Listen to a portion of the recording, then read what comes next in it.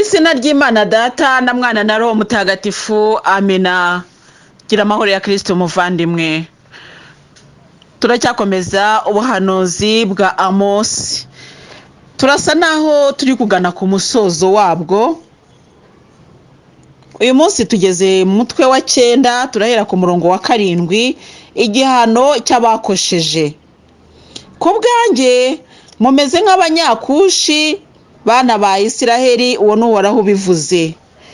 Si jyewe se wazamuye Isiraheli nkayivana mu gihugu cya Misiri, Abafilisiti nkabavana muri Kofitori, n'abo muri Aramu nkabavana Ikiri? Ndore Nyagasani uhoraho yerekeje amaso ku gihugu cy'abanyabyaha, avuga ati ngiye kubavana ku isi mbatsembe, ariko ntabwo nzarimbura buheriheri inzu ya Yakobo. Uwo n'uhoraho ubivuze.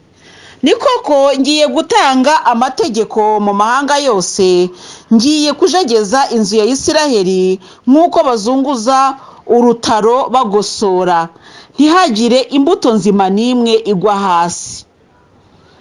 Abanyabyaha bo mu muryango wanjye bose bazicishwa inkota, bo bavuga bati ntuzatwegereze ikibi, ntuzatume kidushyikira. Ijambo ry'Imana, dushimiye Imana. Aya magambo rero aratubwira ko twaraganiriye, twumvise ukuntu rwose Imana irakariye abana ba Isiraheli muri rusange. Nanjye narakubwiye nti rero nimureke tukomeze dufate twonke isi itarakanura ngo imenye ko turi konka. Haleluya. Kubw'ibyo rero muvandimwe ugana mu ijuru, twamaze gufata umwanzuro ko twebwe tugomba gukomeza, bakazagera ubwo bamenya ko dufite Imana ikomeye nka Shadaraki na Meshaki na Abedenego, ariko tugeze hahandi haleluya twiboneye gusohora kwa amasezerano y'Imana, mbese hari ibifasha bidufatisha ku Mana y'ukuri. Haleluya. Ubwo icyo gihe rero muvandimwe tuzaba turi mu mubare w'intungane. Kandi rero abantu bagiye guhanwa n'ubwo wenda twumvaga ko ari Isiraheli yose, ntabwo ari byo. Ahubwo hano baravuga ngo igihano cy'abakosheje. Bivuga ngo hari abitwaye nk'abanyasamariya, ariko harimo n'abakomeje kuba abana beza. Wenda reka tuvuge tuti isi yose wenda ntiyabyumvise, ariko twebwe abari muri audio twarabyumvise, sibyo? Reka dukore nkaho twebwe twabyumvise, kandi reka nifuze yuko twaba twarabyumvise koko. Noneho rero iki gihano twebwe ntabwo kizaba kitureba. Babandi bazarindagira bajya gushaka ijambo ry'Imana ntabwo ari batwebwe, kuko twebwe Imana izaba yaramaze kuduhaza, izaba yaramaze kutwuzuriza ibivomesho byacu. Babandi bajya gushaka amazi y'ubugingo bw'iteka, ariko twebwe tuyafite ku bwinshi. Haleluya. Kandi tuyafite hehe? Muri stoke za reserve zacu. Haleluya. Bivuga iki rero? Cyagiye twafashe cyo gusenga burya ntabwo cyatupfiriye ubusa.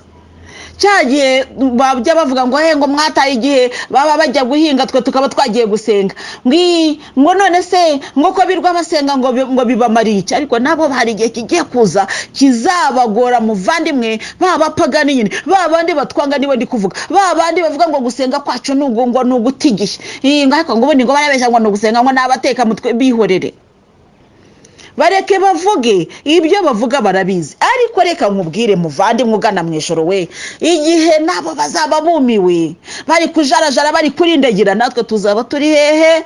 Haleluya. Tuzaba twiturije. Dore igihano rero cy'abakosheje ari abo ngabo.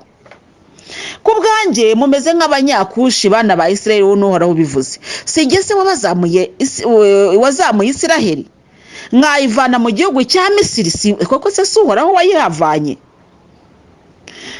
Ngo dore Nyagasani uhoraho yerekeje amaso ku gihugu cy'abanyabyaha. Abo ni bande?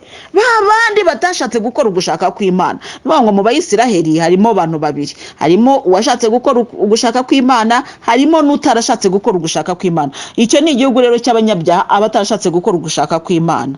Avuga ati ngiye kubavana ku isi mbatsembe, ariko ntabwo nzarimbura buheriheri inzu ya Yakobo. Ngo hari agasigisigi k'abantu n'ubu bahisha Imana, ako karacyariho. ni koko ngiye gutanga amategeko mu mahanga yose, ngiye kujegeza inzu ya Isiraheli nk'uko bazunguza urutaro bagosora. Nubizi bafata urutaro agashyiraho, najyaga mbona bagosora wenda nk'ibishyimbo, hari ukuntu iyo bahura ibishyimbo cyangwa se babivana mbese mu bishishwa byabyo, hari ukuntu nyine babishyira nko mu mufuka bakabihunika ariko bitagosoye, ngo biri kumwe n'umurama cyangwa se wenda amasaka, byose ni kimwe.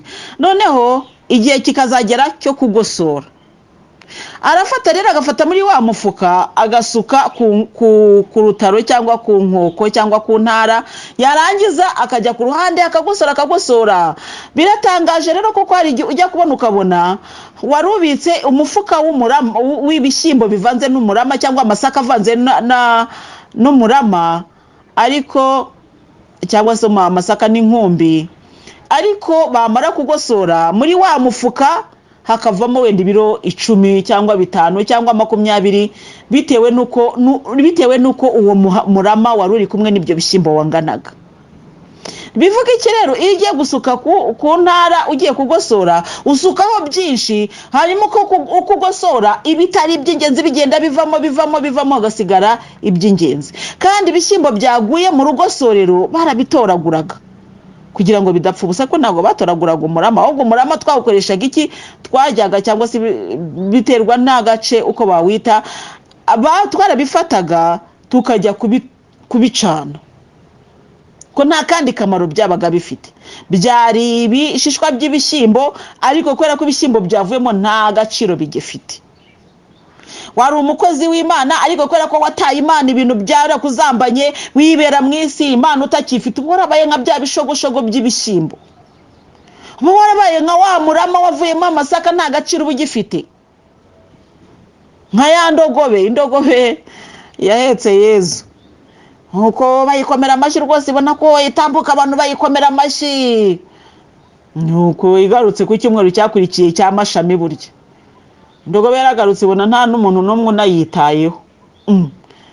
Ko yari izi ko uko yatambutse bayikomera amashyi, kandi wibuke ko ya ndogobe yari itaragira umuntu n'umwe iheka, ngo yari ikiri nshyashya mu kazi, itambutse bwa mbere mu buzima bwayo, bayikomera amashyi, bayisasira imikindo, imyambaro bagakuramo bakarambika hasi. Indogobe iravuga iti, yewe we, burya bagenzi banjye basanzwe bakora uku nguku, ntabwo nari narabimenye.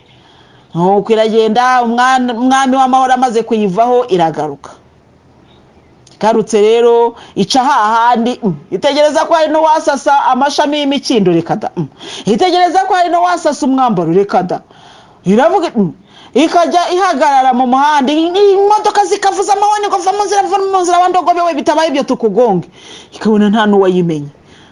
Irababara, ibaza mugenzi wawe, uzi ko abantu nta kigenda, ntabwo bamenye ko ari njyewe ejo bundi basasiraga imyambaro rwose ibintu bikomeye. Ko ya mugenzi wayo nyine yayibwira iti, mbese ubwo wageze ngo ni wowe basasiraga? Reka n'uwo wari uhetse umwami, none ubu wagarutse nawe uhetse, agaciro se ufite nakaye? Ntabwo ari wowe, haleluya, ntabwo ari wowe basasiraga wandogobe we, ahubwo ni umwami utwaye, niwe basasiraga. Ikimenyemenye nuko uhanyuze utamufite bakakwiyoberwa.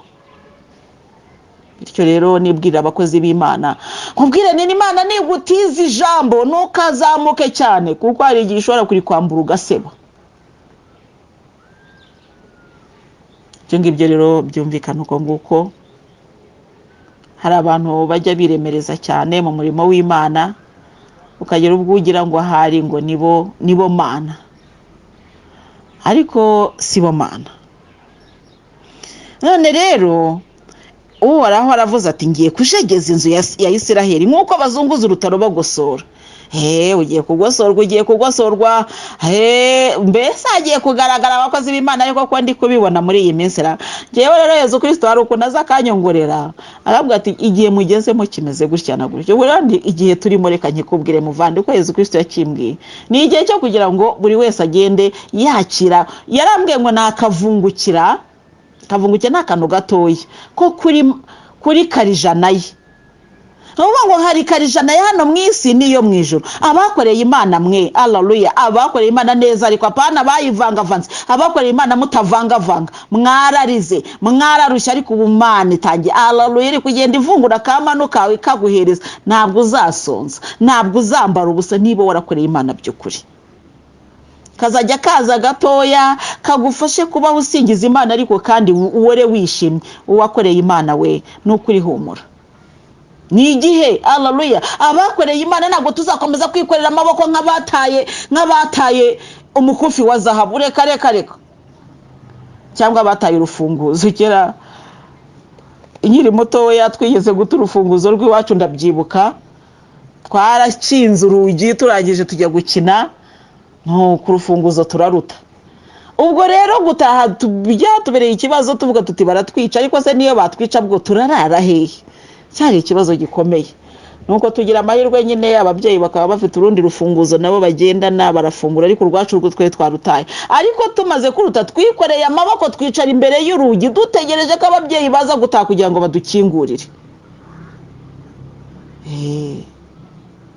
Ubu rero abantu bakoreye Imana ntabwo tuzikorera amaboko nk'abataye urufunguzo, nicyo navuga. Reka haleluya, Imana ije kuzana urufunguzo rundi ariko twebwe twararutaye, yego, ariko Imana ije kudufungurira, ifite urundi rufunguzo igiye gufungura, twigire mu nzu twikomereza uburyohe, haleluya. Igihe babandi baryaga banywaga twebwe twari tubibujijwe, ariko natwe ibyo Nyagasani yatubujije azabitugororera. Ese ubwo wageze ngo twarabibujijwe ngo kugira ngo tuzapfe twishwe na bwaki? Hoya, ntabwo ariko bizamera. Danieli, Shadraka, Meshaki na Abedenego igihe bari mu ngabo z'umwami, umwami yaravugaga ati mbabagaburira ibiryo biturutse iwanjye maze barye, koko baba basore beza. Ntibigeze babirya. Ega babahaga ibiryo bitambiwe, inyama zatambiwe ikigirwamana bakazizana. Abasore barareba baravuga batumva rero izi nyama zishobora kuzadutanya n'Imana y'ukuri. Sa nyama navugaga muvande mu minsi ishize, nkubwirane hari igihe turya ibintu byanduye buhoro bikagenda bidukura ku Mana, buhoro bikazarangira twaragize umutima mubi, bikazarangira twarabaye babi. Kubera iki? Bya bindi twagendaga tumira gake, turya gake, izi nganda ibiki ntabwo tuzi ibyo bakoresha aho babikura. Niyo mpamvu ijambo ry'Imana tubwira ko tugomba kubanza gusenga. Cyo mukimenye, nubwo dusenga ariko tugomba no guhora twiyeza, tukamenya ko tugomba no gukora ibishoboka byose, ariko heka aho bishoboka tukarya gake. Ese kurya 4 cyangwa 5 ku munsi, urumva mbese muri make birashoboka ko warya rimwe cyangwa 2 kandi bikaba bihagije. Ubwo icyo gihe nawe wakira bikeya nyine, navuga ngo wakira uburozi bukeya mu mubiri. Muvandimwe rero icyo nakubwiraga nicyo ngicyo, cyuko natwe tutazikorera amaboko nk'abataye urufunguzo. Igihe babavandimwe bacu baryaga twebwe tubibujijwe, natwe Nyagasani azatubohora, ariko haleluya, havuga ati bana banjye mwari muzi n'ikindi mugende mwirire biriye. Amen, haleluya, haleluya, haleluya, azabiduha. Ngewe njya mbibona kwabitangara, arabitanga Nyagasani yeze gakobwa ati mwana wanjye tamirira irire nguhagarike, kandi ntawe ushobora kugucinja icyaha, ngiye ntagushinja. Kuki se ataguha kurya? Erega abana b'Imana natwe tugira uburyo tugomba kubaho ku mabwiriza ya data, haleluya. Ngo ni koko ngiye gutanga amategeko mu mahanga yose, ngiye kujegeza inzu ya Isiraheli nk'uko bazunguza urutaro bagosora, ntihagire imbuto nzima n'imwe igwa hasi. Ni ukuvuga ngo Uhoraho naza aje kutureba ntabwo azibeshya, abamukorera n'abatamukorera arabazi, azatuvangura nk'uko umushumba avangura intama na za ruhaya. Buya nta mukiranutsi uzitiranwa n'utari umukiranutsi, ntabwo bizakunda. Igishyimbo ntabwo wakitiranya n'umurama, ntabwo bisa. Iyo biri mu murima burya byose biba byibwira ko biri kumwe, ariko burya icyo twita igisogosogo cyangwa burya biba birimo ibishyimbo, sibyo? Ariko bitandukanyijwe burya agaciro ka cya gisogosogo kaba karangiye. Ntako rwose burya cyabayeho kugira ngo kifashe cya gishyimbo kwera neza, haleluya. Rero ndagira ngo nkubwire muvandimwe, abisi batubona turi kumwe akavuga bati turi kumwe, sinakoze icyaha ndi kumwe na runaka nawe azahanwa nkanjye. Noneho ijambo ry'Imana rikakubwira ngo iririre. Haleluya. Iririre, bwira buri muvandimwe ngo iririre muvandi, wowe reba ibyawe kuko ibyanjye ntabwo uzi aho Nyagasani abimpera. Ngo abanyabyaha bo mu muryango wanjye bose bazicishwa inkota. Bo bavuga bati ntuzatwegereze ikibi, ntuzatume kidushyikira. Abanyabyaha rero ko se twabumvise abo bagiye kwicishwa inkota, ni ukuvuga ngo bagiye gupfa kandi bazapfa mu by'ukuri bazize uburangare bwabo. Ariko rero Isiraheli yo izabyuka. Ubwo twakomeje umutwe wa 10 umurongo wa 11, muri iyo minsi nzegura inzu ya Dawudi yari igiye kugwa, nzasana ibyuho byayo, nzegure ahari harasenyutse, nzayihagarika nyisubize uko yahoze kera, ku buryo bazategeka udusigisigi twa Edomu n'utw'amahanga yose yamenye izina ryanjye. Ibyo n'Uhoraho ubivuze ari nawe uzabikora. Ngiyi iminsi iraje, n'Uhoraho ubivuze, maze umuhinzi n'umusaruzi bakurikirane. Haleluya. Umwenzi w'imizabibu azakurikirane n'uyibiba. Divayi iryoshye izakwira ku misozi, buri murenge uyiyame.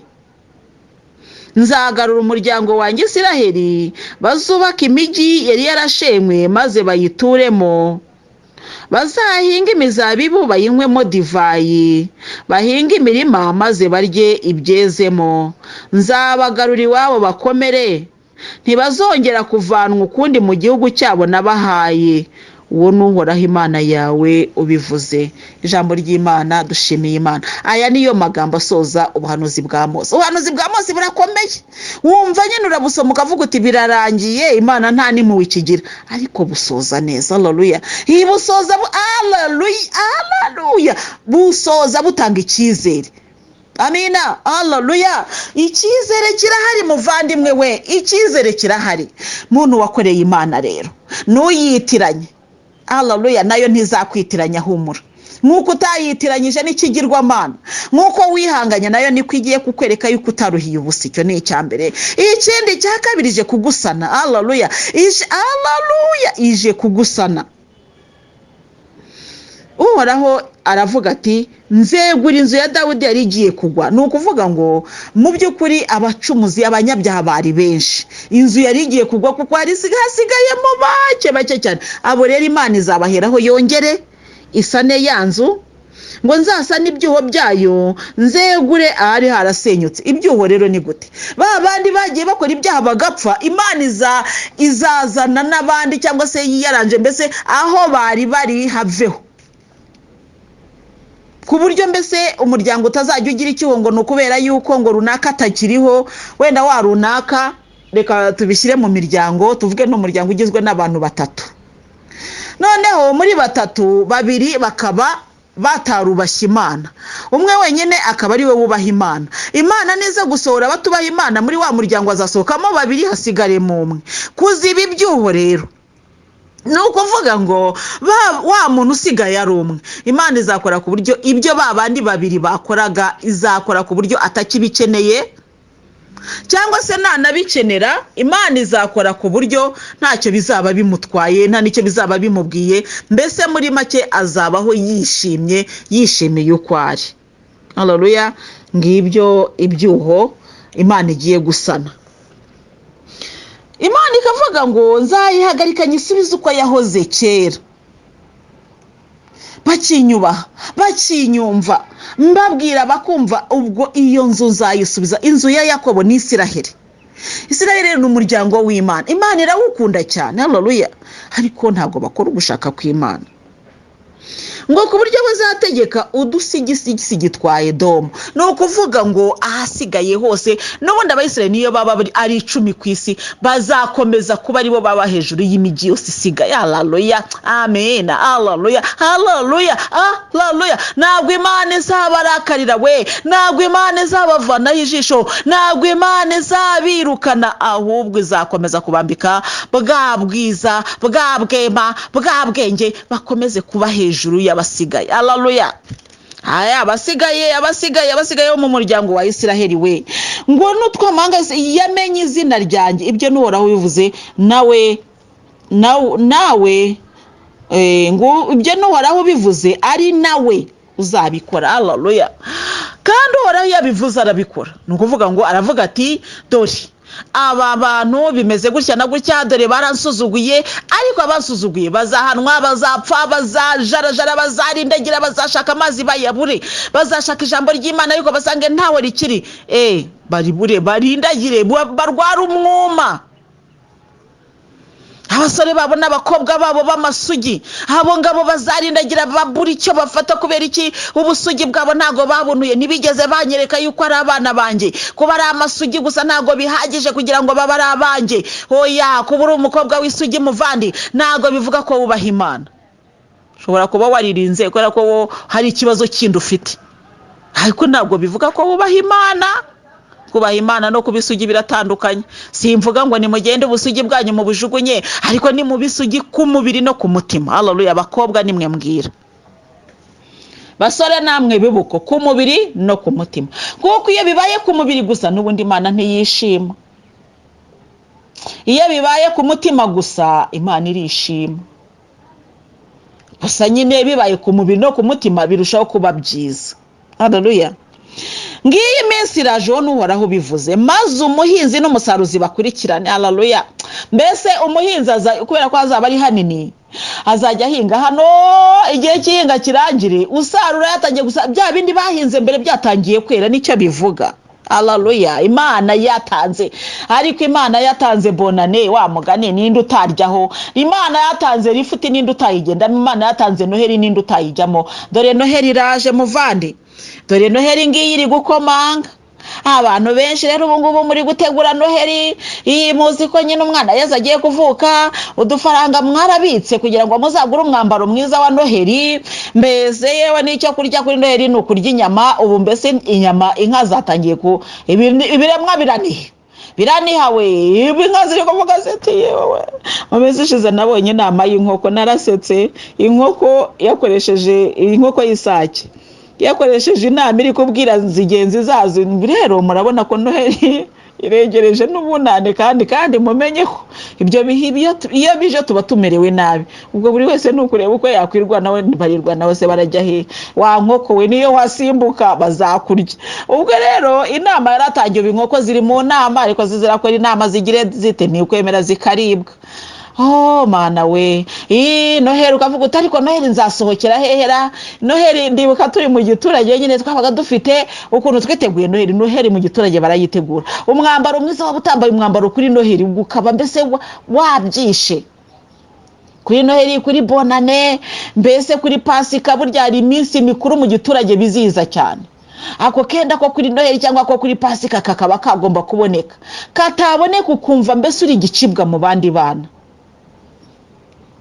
Rero iyo Noheri nyine Nyagasani ari kutubwira ati muyitegure, ntacyo bitwaye, n'ubundi ivuka ryo rizakomeza ribeho. Ariko se iyo Noheri kuvukira mu mutima umeze uti? Aho rero niho umuhanuzi Mose ari kukubwira ati ngiyi minsi uhoraho yavuze ngiyi iraje. Iyi minsi ije yabi Noheri yawe yaba imeze te muvandimwe. Ngo maze umuhinzi n'umusaruzi bakurikirane, umwenzi w'imizabibu azakurikirane n'uyibiba. Mbese nukuvuga ngo mbese bizaba ari byinshi ku buryo umuntu azajya ajya gukora mbese asange rwose aho yahinze kera mbese no kubisarura bimunanire kubera ko ari byinshi. Ubwo icyo gihe hazaba habaye iki? Uburumbuke butewe n'iki? No kubaha Imana. Haleluya. Igihe cy'ibisubizo, haleluya, igihe cyo kwakira ibisubizo ngiki kiraje. Haleluya. Ngo nzagarura umuryango wanjye Isiraheli, bazubaka imigi yari yarashenywe maze bayituremo, bazahinga imizabibu bayinywemo divayi, bahinga imirima maze barye ibyezemo. Nzabagarura iwabo bakomere, ntibazongera kuvanwa ukundi mu gihugu cyabo nabahaye. Uwo n'uhoraho Imana yawe ubivuze. Ijambo ry'Imana, dushimiye Imana. No kuvuga ngo hagiye kubaho igihe cy'uburumbuke, hagiye kubaho igihe cyo kunezerwa, hagiye kubaho igihe cyiza. Kandi buri igihe ari cyiza kinaryoshye nuko abanyabyaha bazaba badukuwemo batakitwongerereka kutwanduza. Ariko muvandi uzi ko hari n'igihe ufata umwanzuro ukavuga uti ngewe sinzongera gucumura, ariko umuntu akagucumuza.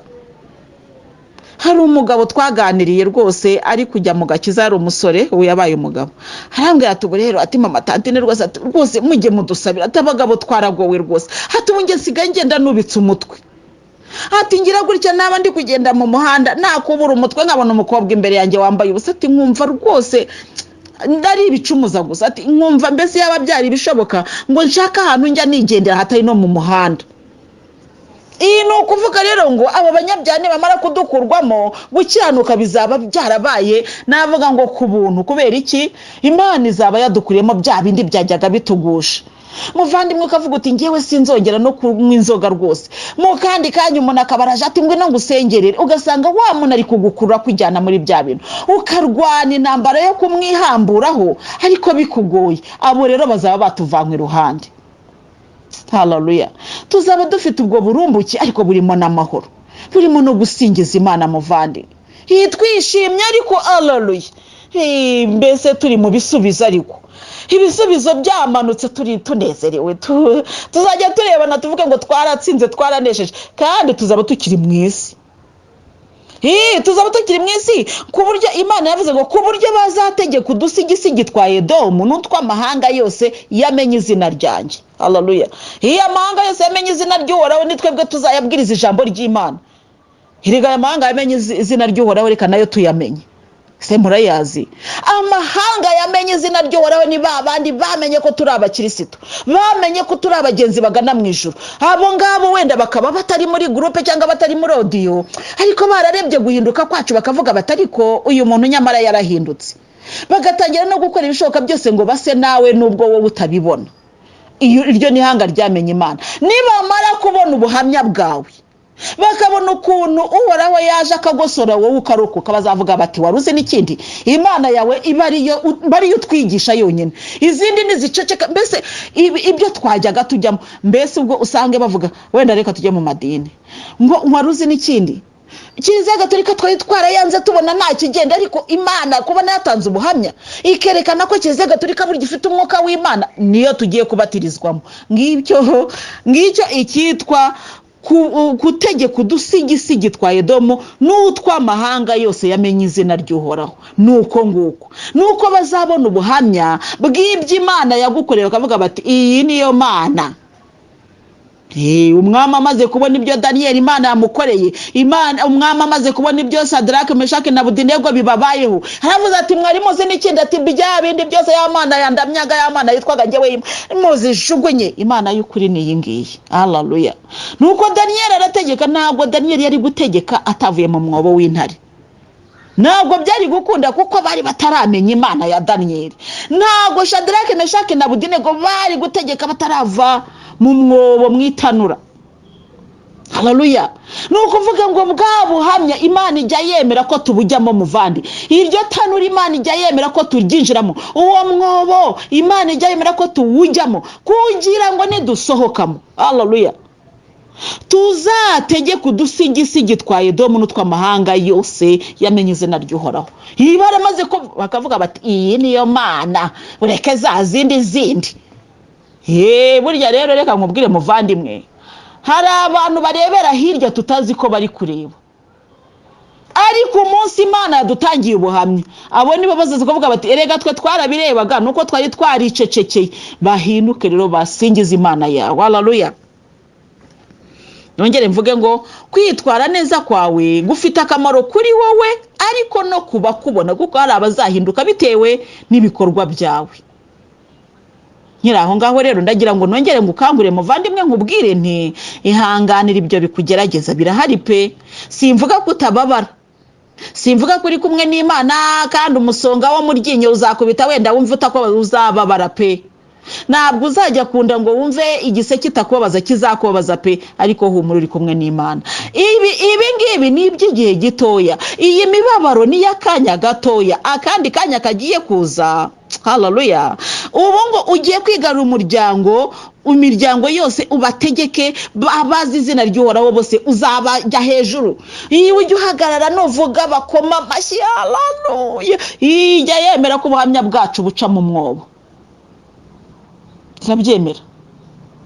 ndibuka ndi mu kigeragezo nabwiraga Yesu ni wambabariye ukanshyira iherezo kuri ntabwo ryigeze riza ahubwo byarushaho kuba bibi nkagenda nkajya mu butayu ngasenga yewe niga no gusenga amasengesho y'ubutayu niga gusenga mpagaze nabona bitari gukunda nkunama nkavuga ni wenda hari nigaragura hasi birakunda bikanga Imana itarabyemera ibi bigakomeza kurushaho kuba bibi muvandimwe niyo mpamvu nkubwira ni bikomeza kurushaho kuba bibi ntuzacike intege ngo uvuge ko utari kumwe n'Imana iba yabyumvise ariko ku isaha yayo izabikora haleluya nuko hari ikuzo ikuzigamiye rero ngiyi minsi iraje n'uhoraho bivuze maze umuhinzi n'umusaruzi bakurikirane haleluya umuhinzi n'umusaruzi bakurikirane ya mushahara bakwima ku kazi bazajya bakwinginga ngo uzudukorere ngo watubabariye ukaza ukadukorera bakwinginga hahandi ujya gusaba akazi bakakwigiza yabuse wowe oya bazaba bakwinginga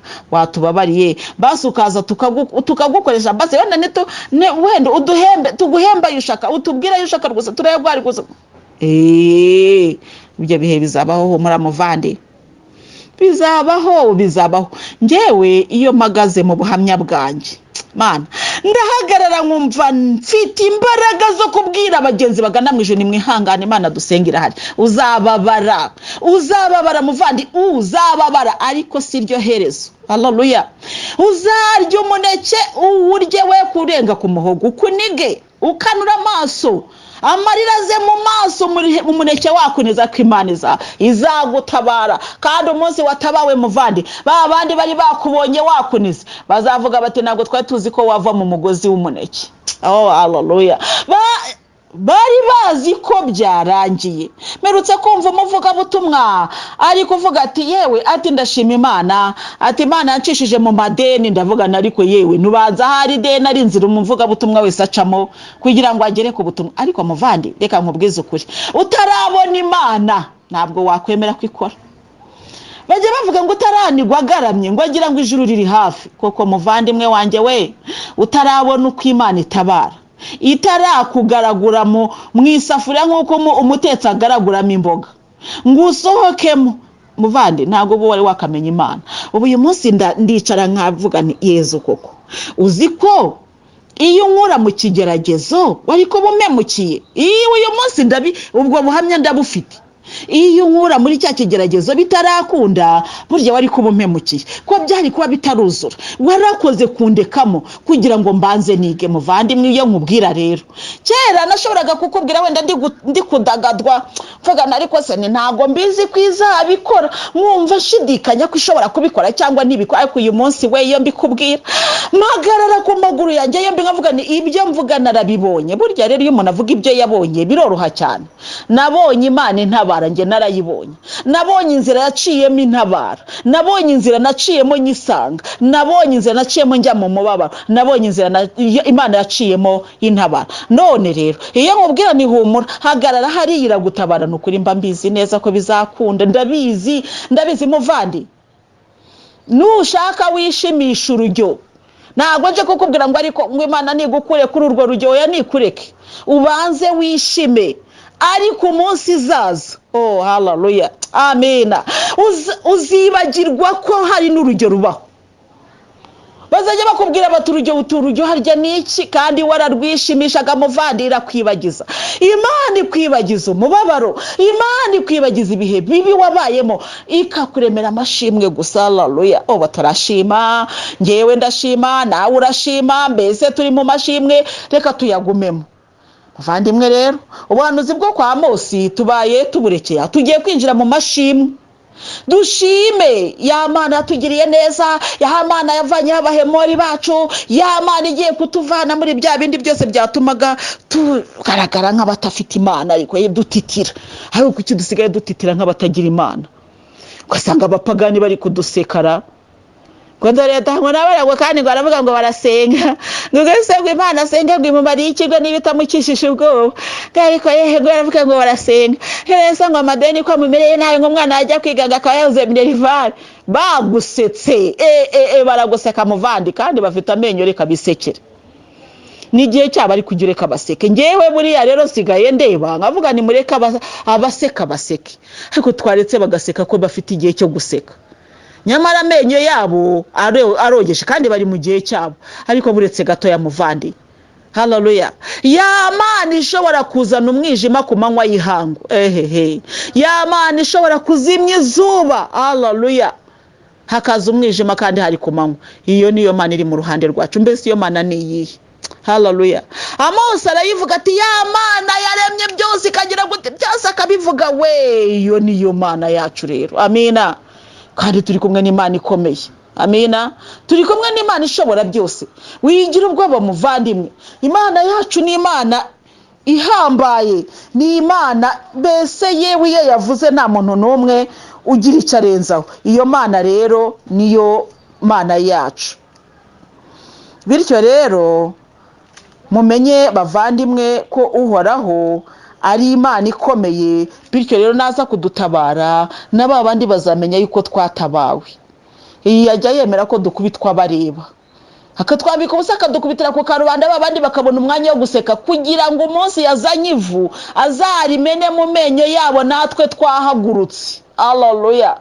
Kandi niduhaguruka tubahagarare hejuru, amina. Haleluya. Kuko ari Imana. Erega njyewe ntabwo njya nishimira akaga kaba kuba duseka, ariko baba bayacyaje. Burya abaduseka baba babishoboye, barabishobora cyane kandi bakaduseka babyitayeho rwose. Ariko uko biri kose ntacyo tuzaba. Muvandimwe ugana mu ijuru rero, tugiye gukomeza tujya mu mashimwe, ariko nubwo tuzajya mu mashimwe tuba tugomba no kumenya yuko abatwanga bariho kandi ntabwo bazavaho, ahubwo Imana izajya bakuri iruhande rwacu buhoro buhoro. Imana iguhe umugisha rero, wibuke ko hari byinshi yagukoreye maze urusheho kuyisingiza. Ku izina ry'Imana Data na Mwana na Roho Mutagatifu, amina.